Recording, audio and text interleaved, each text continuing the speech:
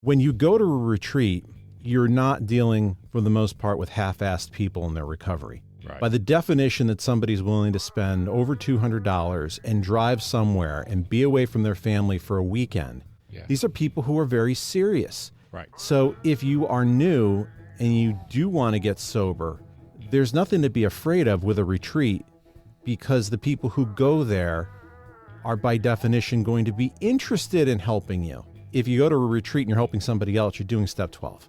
It gives them an opportunity to practice that step of carrying the message. So a retreat is a great place to go because you don't have to be worried, oh, they're not going to take this seriously. Anybody who's in that retreat is there to take their recovery very seriously and will make time for you.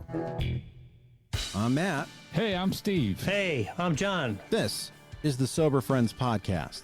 We're here for the sober curious, the new guy, and the old timer. We're here to talk about the stuff anyone looking to live alcohol-free has to face day to day, and how we overcame those struggles. We speak for no 12-step group, but we do try to remain anonymous. You're not alone. This is the Sober Friends Podcast. Steve, I forgot while we were chatting in the green room before this to ask you a question. How many episodes do you think we've done? Oh, man. How many episodes have we done since beginning? Yep. 175. 200. Today is the 200th episode. Wow. You know, that's the first thing I was going to say, and I thought I was going to overshoot it. No kidding. Nope. Today is 200. Today's 200. We are moving into the 5th year of this show. Wow. God, it feels just like yesterday. Yeah. Yeah, it does. It doesn't feel like, people ask, hey, you still doing that podcast? I'm like, yeah, we do it. We sit down, although we haven't done it in a while. But like, yeah, we sit down, we do it. And they're like, what are you doing? Like, we just sit there and we just talk to each other. I'm like, it's just a conversation between two guys in recovery. Yep. And that's it. That's it, and I've had some interesting people start to listen to it. Like, I tell everybody about it, even people not in the program. I'm like, hey, I do this podcast. And one of the women who I volunteer with said, hey, I listened to your podcast the other day. Yay! And I go, yeah, be careful. Because the guy you see in front of you is a different guy than I talk about on that podcast. So anyway, she's great. She's really, really good. I like her a lot. It's a lot of people talk about it, and it's good to be back. It feels like we haven't done this in a while. So No, we haven't. Life happens. Life does happen. We had some technical difficulties the last time we tried, and then I was traveling, and I was on retreat last weekend. I think we'll talk a little bit about that today. Yeah, I wanted to, because I haven't been to a retreat in a while, but I loved going to a retreat when I went. My issue here is really around, how do you find the time to go to a retreat? So I'm going to back up a little bit when we talk about retreats. Back when I got sober in 2014, I heard a lot about retreats, especially my home group at the time. They always talked about, got to go to the retreat. And my experience with retreats was in the Catholic Church. And they talk about like the Catholic men going on these retreats. And that felt really weird. Yeah. Like, why would I do that? Is this like a church retreat? Because that sounds weird. I had to do that for confirmation, and I wouldn't want to do it again. And they explained, no, it's not like that. So tell us, from your point of view, what is a recovery retreat? Why is it valuable? Well, first of all, I'll say the same thing you said, is that when I came into this program, when I came back into it in 2010, I know the meeting you're talking about. Those guys, I think they were doing 4 retreats a year. Mm-hmm. That the guys that at my meeting would do 2 retreats. And it was the same thing. Guys would say, hey, you got to go on retreat. And I felt the same way. I grew up with going on a few different retreats. And oh, good. Bless you. Steve's having a sneezing attack. Yeah, all of a sudden out of nowhere, I was able to mute the mic. But I had been on some church retreats when I was doing what they call vestry stuff in the Episcopal Church. So I thought the same thing. And I resisted going on retreats. Mm-hmm. Same thing. Going away, being trapped with 30 other guys, not being able to get away. Didn't seem like fun to me. But eventually I I said yes, and I went. Now, first of all, there's lots of different types of retreats in recovery, right? I've gone on 2 different types of retreats. One is the retreat I went on this past weekend, which is a men's retreat. They're usually all men or women. They're not usually mixed that I know of. And we run this retreat much like we run our Friday night meeting, which is sort of topic discussion, and we'll get into how that exactly lays out. But the reason why I go is because there's 2 reasons. One is the fellowship of this program is really, really important to me today. Everybody talks about in recovery in AA, you have the program, which is the steps and the meetings. Yes. Not even the meetings. Meetings, some people consider meetings fellowship. And then you have the fellowship, and people say all the time, they'll say something like, you can't stay sober on the fellowship, Mm-hmm. But we certainly talked about, how I feel about God and my higher power, which I sort of look at is the fellowship for me. So if that's my higher power, then I need to connect with that more often. So for me, it's going on the fellowship. So we went up to New Hampshire, 35 guys, and it's just it's program and it's fellowship. I like that it's a 35 person. Some Right. of these retreats, the one I went on was much larger than that. Yeah. I'm almost the believer that if you keep it a little bit more intimate, you can get more out of it. Yeah. And the nice thing about our retreat, and I think they do it in other retreats too, is that part of the dynamics that everybody talks about, they love, and like, so we have a topic discussion. We introduce a topic to the whole group, 35 people, and then we count off and we break off into separate groups, and we go out with 5 or 6 or 7 of us, and we talk about that topic in more depth. Mm-hmm. And it's in those small groups, those 5, 6, 7, that you sit down with guys. Some of the guys you may know, some of the guys you may not know at all. You may know a little bit, and you start talking pretty intimately about these things, right? And I'll share some of the stuff that became really, really apparent to me that was really helpful to me while I was on that retreat. But and that's what happens. Like I was talking, like the magic happens in those small groups. And it's just nice. I mean, we get away, like this retreat cost us $220. You go to a place, you do have to room with a few other people, but it's comfortable, and you get 6 meals, right? Like they feed you well. It's not, they're not skimping on food. You're not hungry, and it's just a really, really nice time. It's nice to get away from everything. We were talking before about this election, and it's like, I can't wait for this election to be over. And one of the nice things about going away is, like, you could walk away from that stuff. Like, we all have smartphones, so if you want to stay involved with it, you can. Or you can walk away from it and just, do the retreat stuff. So I just find it recharges my program. It helps me out. It takes some of the monotony out of the program, especially like, it is. Like, we just get going to meetings and stuff like that. And so it switches that up a little bit. So for me, I do 2 a year now. I've told we do this twice a year, and I've signed up. Like, I'm in for two a year, unless life gets in the way and I can't make it. But otherwise, I'm going. These are really great for your recovery because it is what it sounds like, retreat. You're retreating from society. You're retreating from your family, and you are in a place where you cannot be distracted by the outside world. Theoretically, there's easy ways to do it now, depending on if you get a cell phone signal. But I couldn't get a cell phone signal with the one I went to. So you are really divorced from the outside world, and you just have 24/7 where you can focus on your recovery. What is really helpful for somebody like me is you are forced to connect with other people. Right.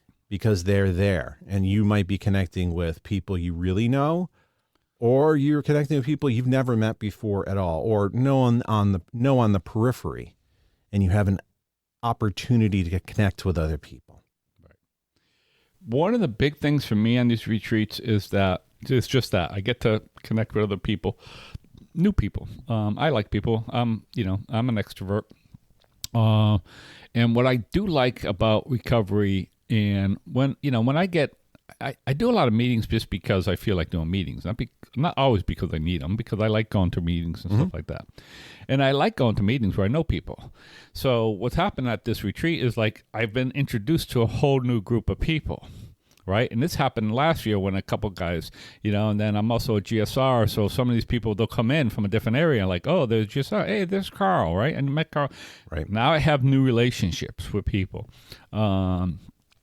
There's a group up in Granby, Connecticut that meets. I was going to go yesterday, and I didn't make it out, but they meet at 10 o'clock on Saturday. Some of the guys go there. A bunch of the guys who go to that meeting came to this retreat, probably 5 or 6 of them.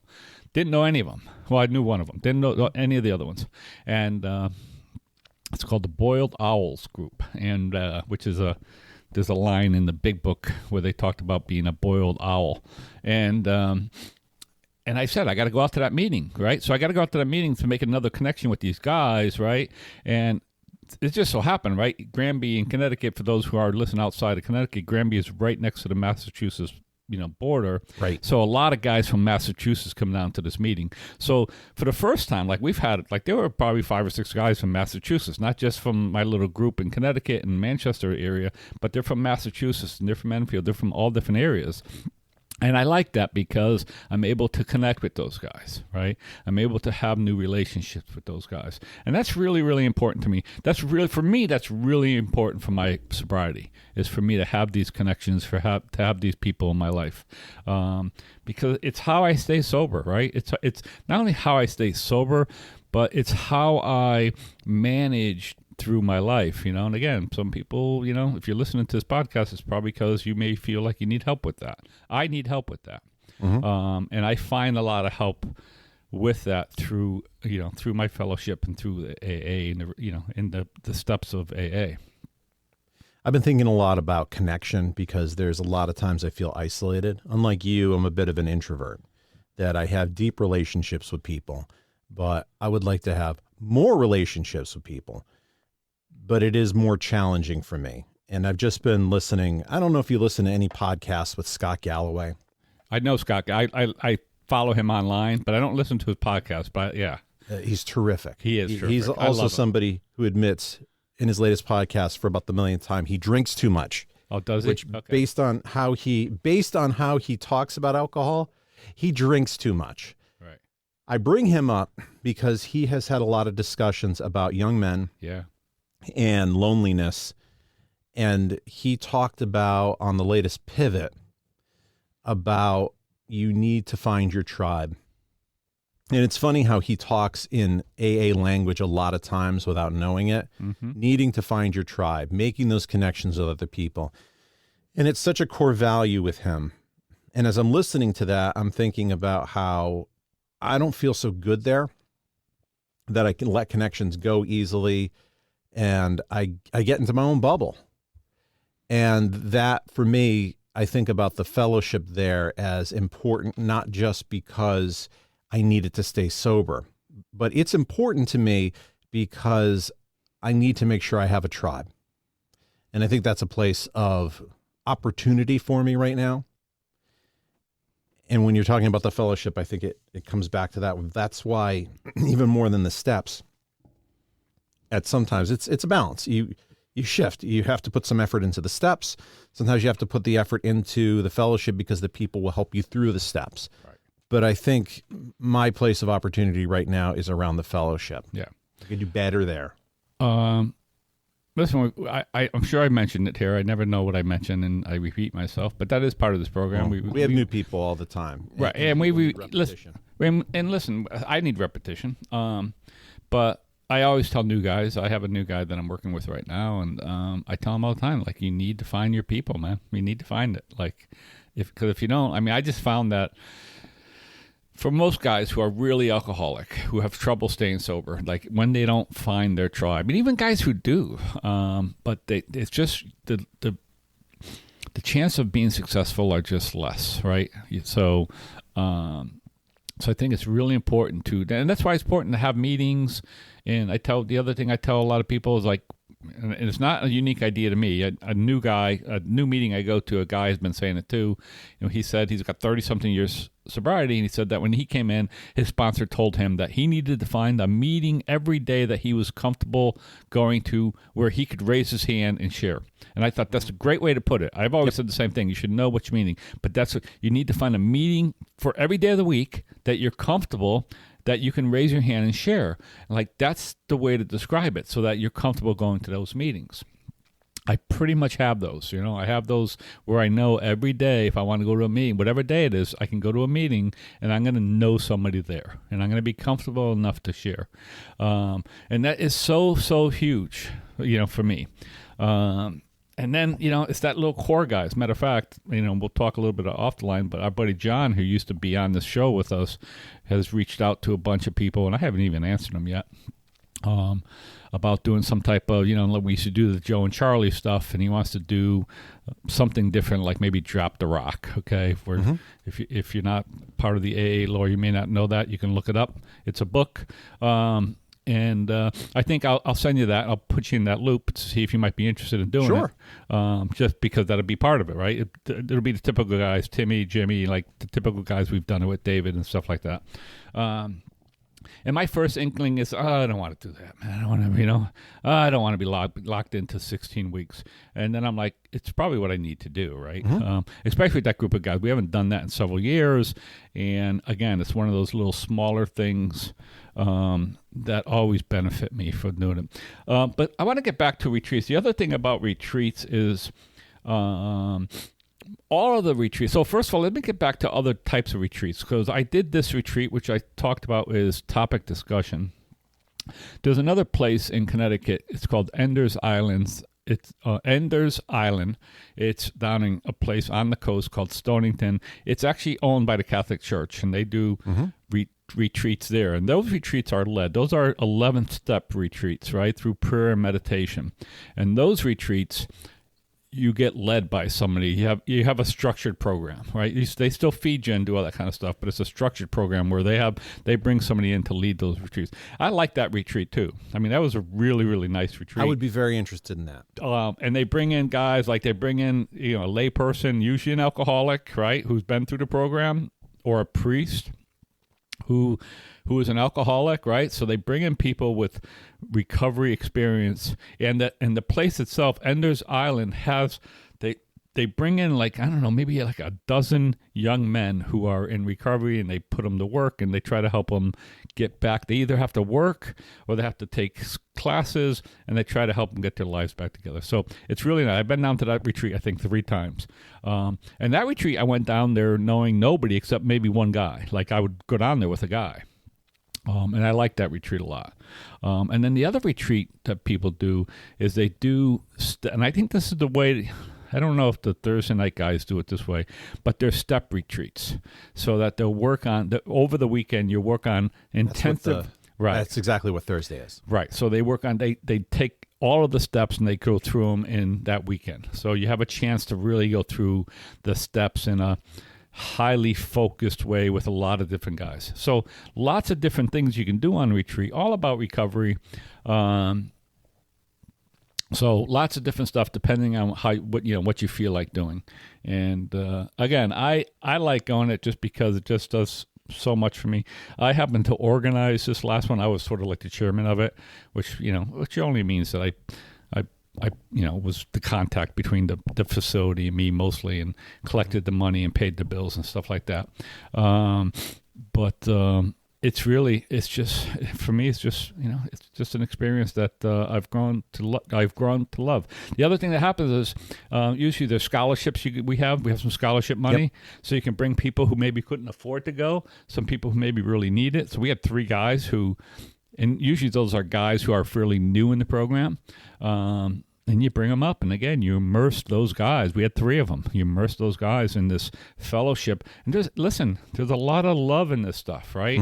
I mean, there's a lot of, there's a lot of sobriety, and there's a lot of love, and you can show these young guys, usually young guys, not always, but that, you can have these great loving relationships, that intimacy where you could share stuff with other men, which I think a lot of us, speaking of Scott Galloway, talks about how that doesn't happen in the real world, right? I mean, that's what he talks about. And we have this intimacy that we can share. So it changes me. It changes me. And that's why I do retreats. You all of a sudden, I lost my train of thought. I was going to go somewhere with this. I guess I didn't realize that there are different retreats that do different things. I found that the step retreat was great for me because I was really early on. And it gave me an opportunity in a trusting environment to really understand the steps. I knew where I was going with this. It just came back into my head. When you go to a retreat, you're not dealing, for the most part, with half-assed people in their recovery. Right. By the definition that somebody's willing to spend over $200 and drive somewhere and be away from their family for a weekend, these are people who are very serious. Right. So if you are new and you do want to get sober, there's nothing to be afraid of with a retreat, because the people who go there are by definition going to be interested in helping you. Mm-hmm. That's just because, remember that when we're talking about step 12, if you go to a retreat and you're helping somebody else, you're doing step 12. It gives them an opportunity to practice that step of carrying the message. So a retreat is a great place to go because you don't have to be worried, oh, they're not going to take this seriously. Anybody who's in that retreat is there to take their recovery very seriously and will make time for you. This is something that I noticed at the retreat that I went to, that people would just kind of book time with old timers. Yeah. And have a seat on the porch and just say, hey, I want to talk about this or that. And you have somebody who's wise in the program who can guide you, because what else do they have to do? It's not like you're doing activities from dawn to dusk. There's some downtime. Yeah. So you have time to get with a group, meet with your sponsor, do a fifth step, that type of stuff. But there's also time to go in and talk to people you don't know who want to help you. Great point there, Matt, to bring up, because we have. I'm sure Thursday does, any of the retreats does, but there's built-in downtime, right? Like, so for us on our retreat, our last sort of structured function, structured breakout group is what we call them, happens around 2:30, 3 o'clock. And then you're free until dinner time, which is where we are, about 5:30. So you have like 2.5 to 3 hours, depending on how, to yourself, right? And then what we do on Saturday night, we have a double speaker meeting, right? We pick names out of the hat for the 35 guys of theirs, and we have a double speaker meeting. So sort of, and then there's even time after dinner. Actually, we were talking about, we actually thought some of us, I thought, not everybody, I thought there was probably too much downtime. Like, I wanted a little bit more structure, because we had about 3 hours before dinner, 2.5 or 3 hours. And then we had dinner, and then our meeting wasn't until 7:30, and dinner was over by 6 o'clock. So then we had another hour and a half, right? So that's a lot of time. And I was like, after dinner and after having 3 hours to myself, I was ready to get back into it, right? And that's me. There is a lot of downtime, structured time. And the truth is, listen, people go on retreats. You go on a retreat to do work, but you're also on retreat to, if you want to sleep in, if you want to go get a book. One of the other things you said is that one of the guys who was new, he's a new guy to me. He's been around the program for a while, a younger guy, probably in his late 30s. And he talked about last year, one of the guys who came up to him, which he didn't know, saying, just like you talked about, this guy Patrick, who lives in Georgia now, came up to this kid and said, hey, you feel like go and sit somewhere and read Dr. Bob Nightmare with me? And he said, sure. So that's what they did, right? They sat together and they had this, just like you're talking about, they had this little time where they read this book together. They didn't know each other that well, but they're about the same age. And all of a sudden they created a new friendship, right? And this new thing. And not only that, but you're able to talk about this book. So there's lots of opportunities like that. A lot of time on retreats, sponsors and sponsees will go up and they'll do a lot of work. Lots of different things to do. I just have one story I want to tell about this retreat. And I always talk about when I get out of my own way, I usually is when magic happens for me. And I was part of putting this retreat together, and there's a couple other guys, and we got together to put together the topics we were going to talk about them. And one of the topics that came up was dealing with anger. Now, we had just done that topic 2 years ago, right? Because I was part of that committee. I wasn't leading it, but I was part of that committee. I was like, I don't know. I don't want to do this again. We just did it 2 years ago. And the guy who was in charge of sort of putting the stuff together, I was like, hey, 2 years is a long time. But I'm like, yeah, but some of the guys were there. Anyway, we left it in, right? I didn't want to be too controlling. I can be a controlling person. I didn't want to be too controlling. I was like, okay, we tasked him with this thing, let him do it. So we left it in there. I almost called him up that week prior to the retreat and said, hey, I really want to take that subject out of there, right? I really want to take that topic out of there. And I didn't. So we introduce that topic, and we break out into our small groups, and we get talking about it, like 6 of us. And one guy goes, I was really pissed off and angry. And my sponsor said to me, you're not angry. You're frustrated. Mm-hmm. And I shake my head like, yeah. And it comes to me and I share. I'm like, yeah, a lot of times when I get angry, I know like it's fear-based anger, right? And like, and they go, yeah, guys go, yeah. And then this young guy, Matt, who goes, Matt's got like a year and a half sobriety, right? Mm-hmm. Not even 2 years. And Matt goes, I find that anger is a secondary emotion to me. And all of a sudden my head blew up and it's like, that's it. Like, that's it. Anger isn't a first emotion. It's a secondary emotion. Right. Like, if I'm pissed off, it's because I'm frustrated. It's because I'm angry. It's because I'm sad. It's because I'm feeling gypped. Like, it's a secondary emotion. So I don't need to deal with the anger, which I do. I need to control the anger because that's an issue that I can have at times. I need to control the emotion that is causing me to be angry. And it was just, now I've probably known that or heard that, but for some reason in this moment, on this day, on this retreat, on a subject that I was trying to get thrown out of the retreat, right? This is my point. On the subject I was trying to get thrown out of the retreat, I have this big revelation like, oh, I get it. And again, it does, nothing changes, but it gives me a tool now to think about it in the future. And if I choose to do that and like either catch myself before I get really pissed off or angry, or even afterwards look at it and then try to work on it, it's like it's a secondary emotion, right? It's like my drinking, right? I think about it. It's just like my drinking. My drinking was but a symptom, not the problem. My anger is a symptom, not the problem. If I'm screaming at my wife, she might disagree with that.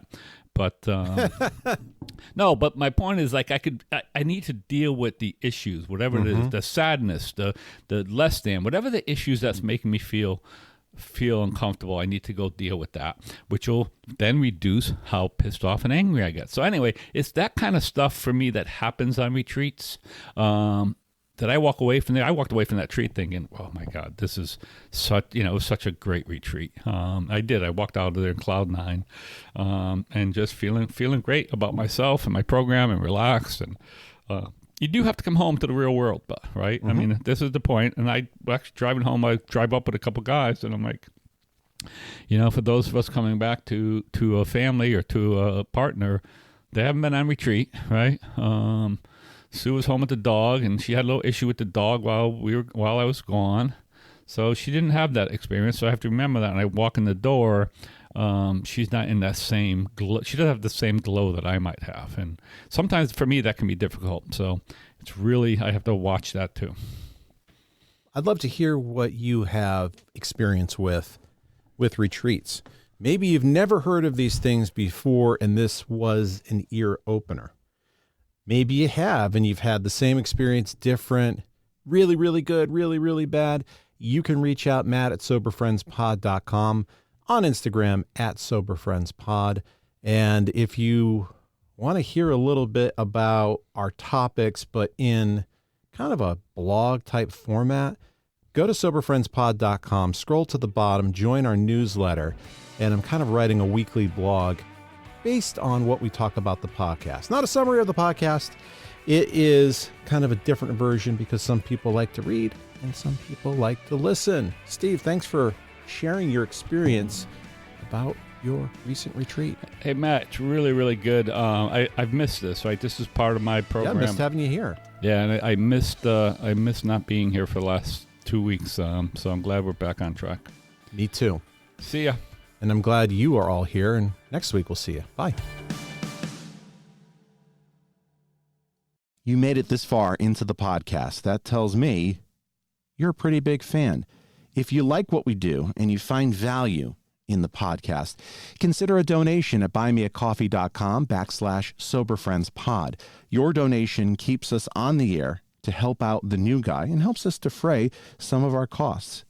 If you find value in our podcast, please consider a donation at buymeacoffee.com/soberfriendspod.